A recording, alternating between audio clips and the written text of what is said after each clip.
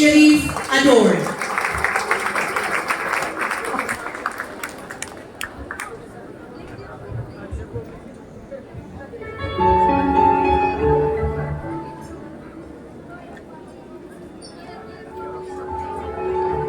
Okay.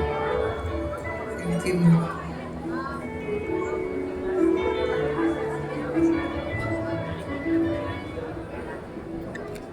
Okay, students.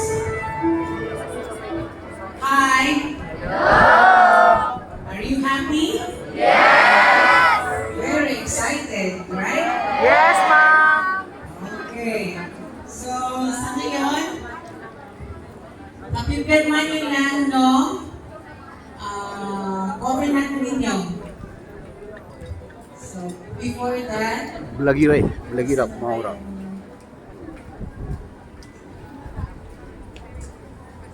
si Sultan, where are you? Your president. Okay. أعوذ بالله من الشيطان الرجيم بسم الله الرحمن الرحيم السلام عليكم ورحمة الله وبركاته. Waalaikumsalam warahmatullahi wabarakatuh.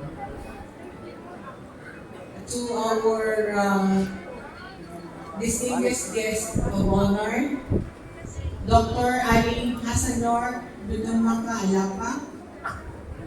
Actually, we are very honored kasi imagine translator yan ng Holy Quran. Right? So tayo, dapat mamaya makinig sa kanya. To our proud parents, guardians, relatives, friends, and of course, sa inyong nagbubwapuhan, handsome candidates, no more candidates, handsome students and beautiful ladies. Tama yung sabi nila na kapag nag-nursing, gumaganda. Is it right? Oo, talaga. Parang may something in the uniform na parang guwapo yung lalaki, Mashallah. maganda yung babae. Right? Parehas nito, guwapo. Congratulations to our future nurses. Masaya ako kasi halimbawang lahat kayo pumasa ng board exam, imagine 299. Wow, mamin. Now, that is not an impossible thing to happen. Alam niyo ba na mayroon tayong bagong technology ngayon na kahit hindi ka masyadong matalino, pwede kang pumasa ng board exam. Now, hindi lang pagpasa, pwede ka rin mag-top ng board exam. 2 to 3 weeks ago now, I was in Manila. Nadaanan ko yung isang tarpaulin, and then ang nakalagay doon, isang nurse.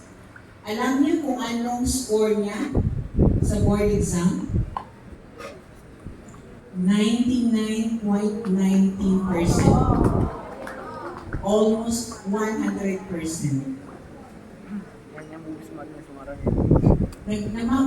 Nakakamangha, di ba?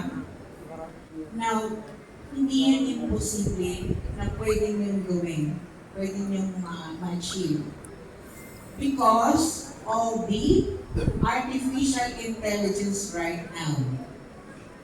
The problem is, sige, tingnan ko nga, ilan sa inyo ang mayroong laptop or tablet? Ilan? Please raise your right hand.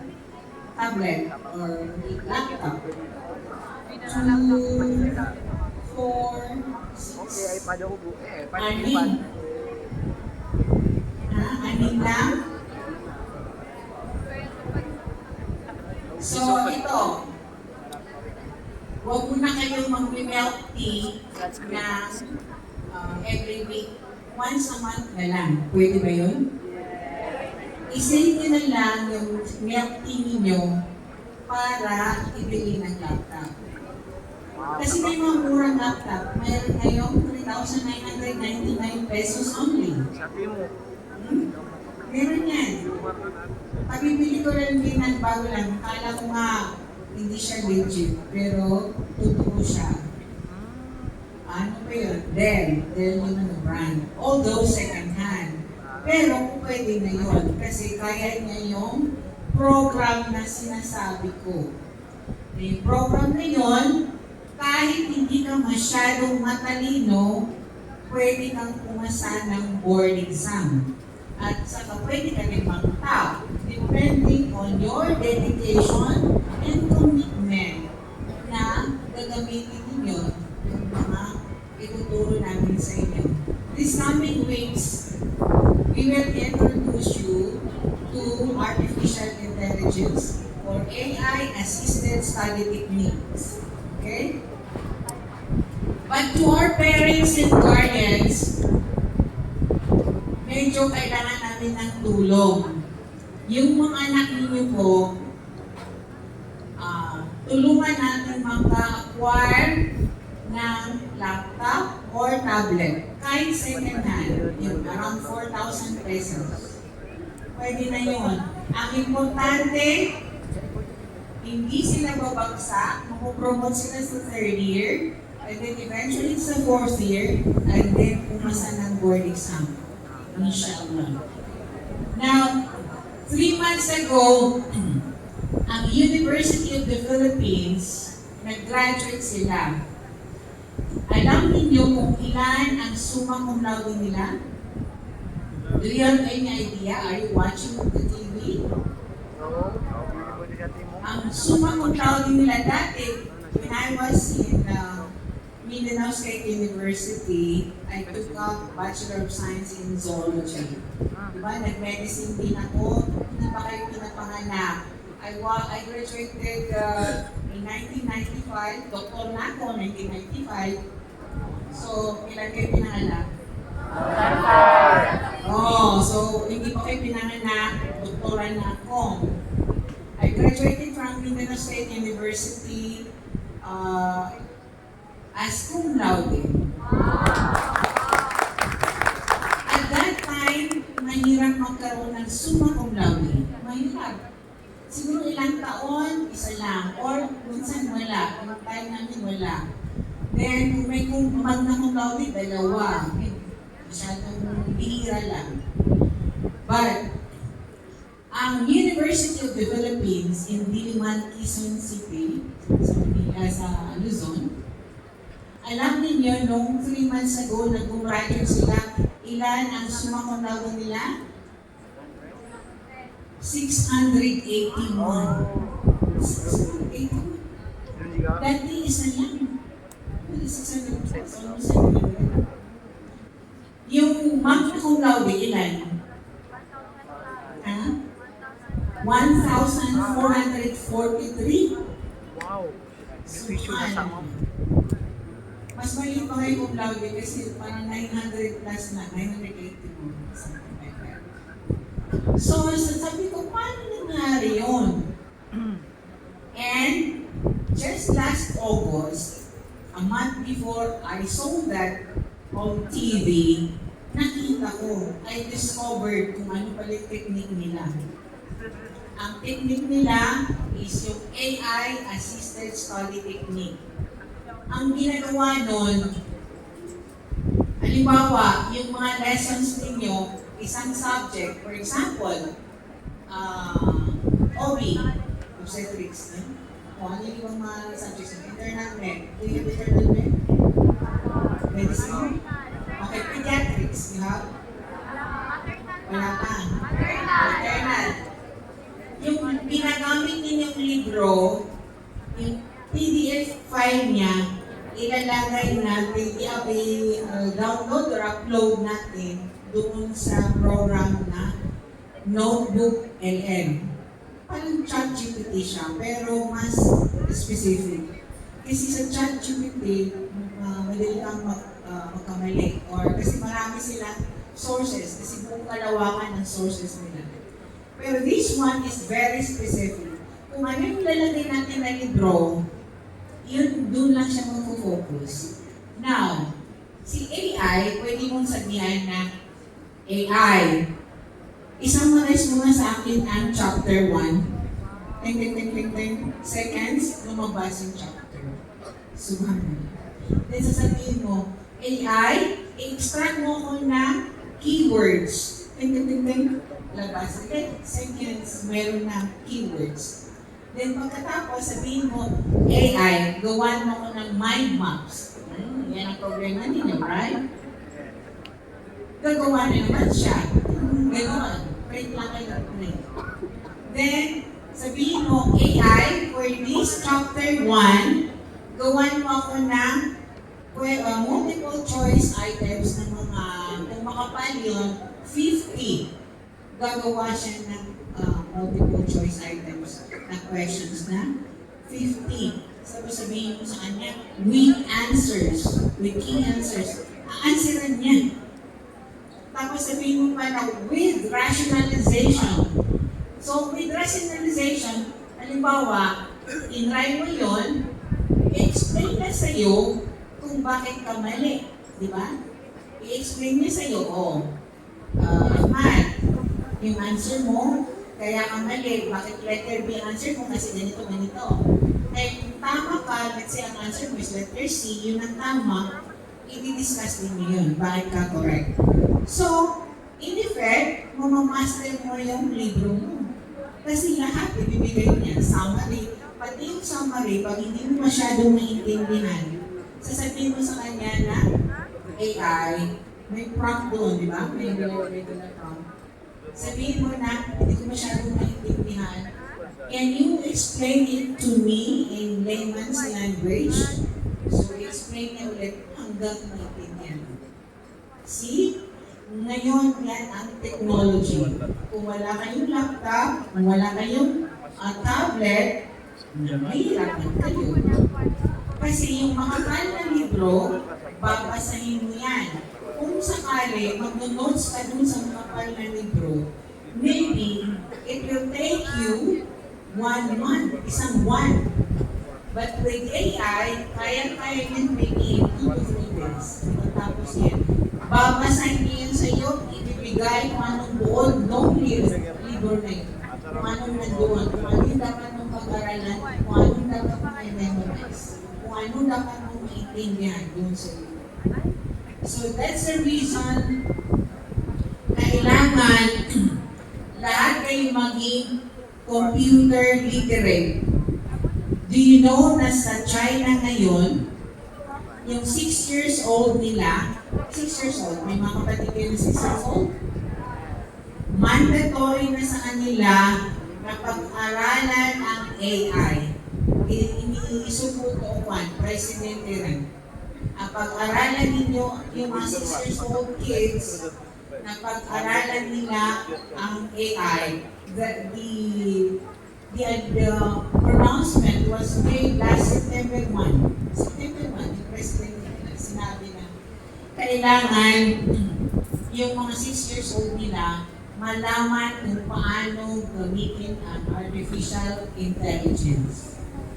So, sa parents, guardians, I hope, huwag kayong bumili ng mga laptop na 45,000, 35,000. Humanap kayo ng mura. Kasi kahit nawala, okay lang, di ba? Mahirap pag nawala yung 50,000. Ang bilis. Pero kung halimbawa 3,000 plus, kung hindi naman wala rin, at least lang, magagawa ninyo kung ano yung dapat nyo gawin doon sa mga libro nyo. And that is not cheating. That is not cheating. You are only using technology to help you in your studies. Okay? Kasi dati, pupunta ka, may assignment ka, hindi mo naiintindihan, kailangan mo ng libro, pipila ka pa sa library. Pagdating mo sa library, sabi nila, sorry po, may nakahiram na. O di next week na lang po kayo bumalik. Bumalik ka na naman. Kanya, 2 weeks nyo to. Hindi mo na naiintindihan yung gagawin mo. Ito, with a click na nakuha mo na yung information na kailangan ninyo. So, kung gusto niyo to graduate, hindi kayo maiwan sa second year kasi mapupromote kayo agad inshallah sa third year and sa fourth year. And pumasa or mag-top ng board exam, please secure your own laptop kahit second hand. Okay? Hanapan ninyo ng paraan ang may second hand na makakuha nyo sa laptop para matulungan kayo. Kasi minsan yung mga medical books, nursing books, talagang makakapal yan. Na one page na babasahin nyo na inaantok na kayo. So maraming hindi umabot ng third year kasi nagsusurrender na. Hindi na niya kaya. Okay? So, inshallah, hanapan ninyo ng paraan na this month, makakuha kayo ng laptop. Kaya, no more FT.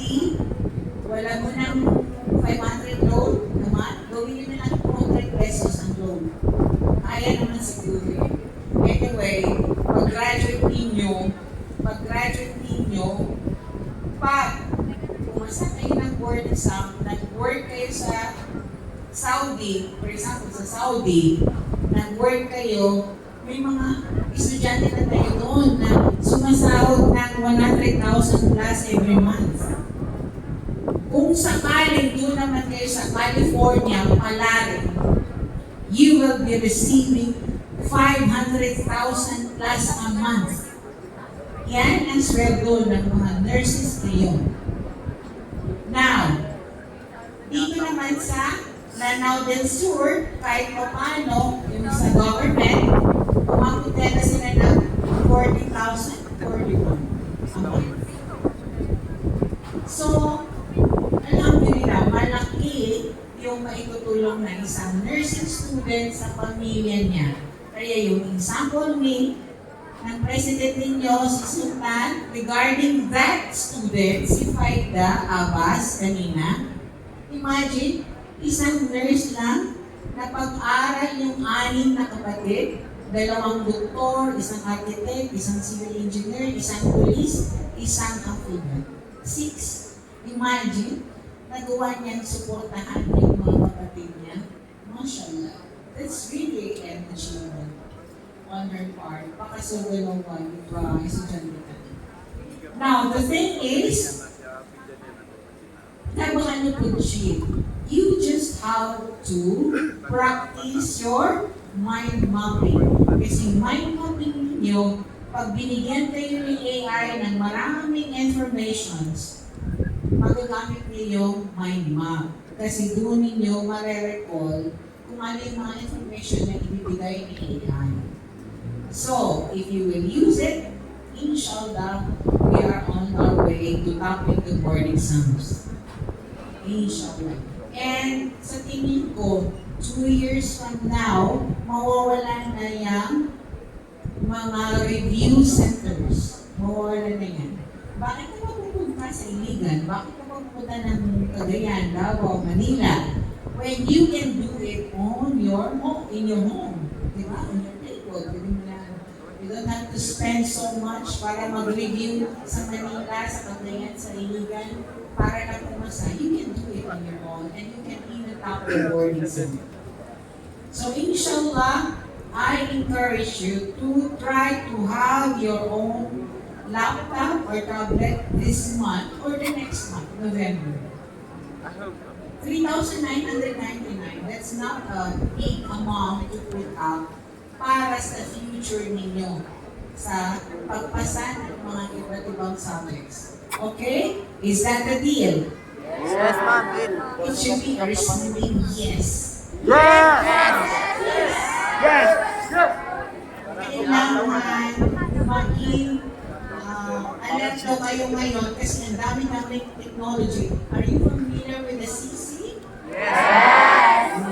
Pero make it doon kayo sa non-LL kasi at least na focus ka niya na kasi minsan yung ibang app may mga maling information na bibigay dahil marami silang sources. So ito, specific lang tayo sa libro ng gagamitin. Okay? So at this point, I would like to extend my heartfelt thanks and gratitude to our MIHP officials, to our faculty and staff. Maraming salamat. At sa mga SSG officers, kasi nahirapan sila. Biruin mo naman, 299 students, tapos magpa-practice kayo. Mahirap yan. Mahirap yan gawin. Kasi, minsan may maraming pasaway, right? Maraming pasaway. Ayaw mag-follow ng instructions. So, ito pa. Kailangan maging masunod kayo sa instructions para mabilis ang buhay.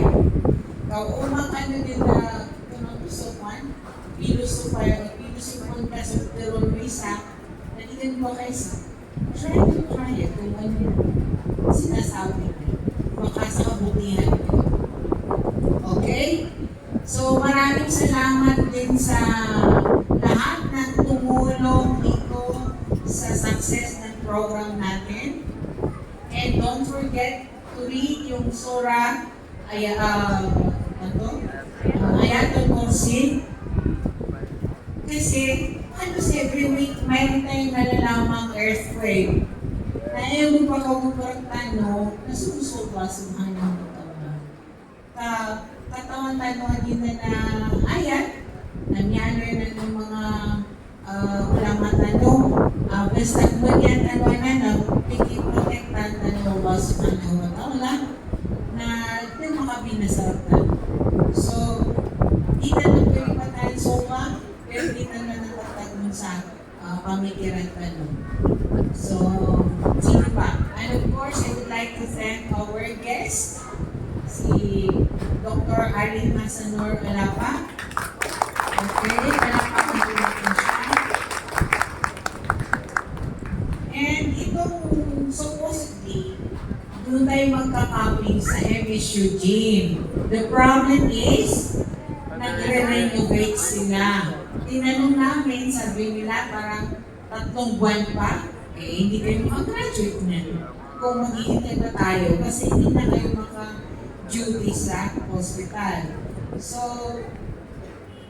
minabuti namin na dito na lang hold ang inyong copy. But alhamdulillah, hindi naman siya mainit. Alhamdulillah, is it comfortable? Yes.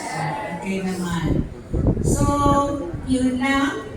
I hope na seryosohin ninyo ang pag-aaral ninyo para matulungan ninyo ang mga pamilya ninyo and the rest of the Bangsamoro people. Kayo ang hope ng Bangsamoro.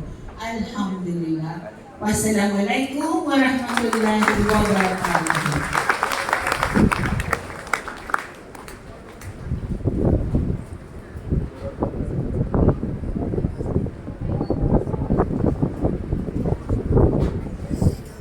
Waalaikumsalam warahmatullahi wabarakatuh. Thank you very much, Doc.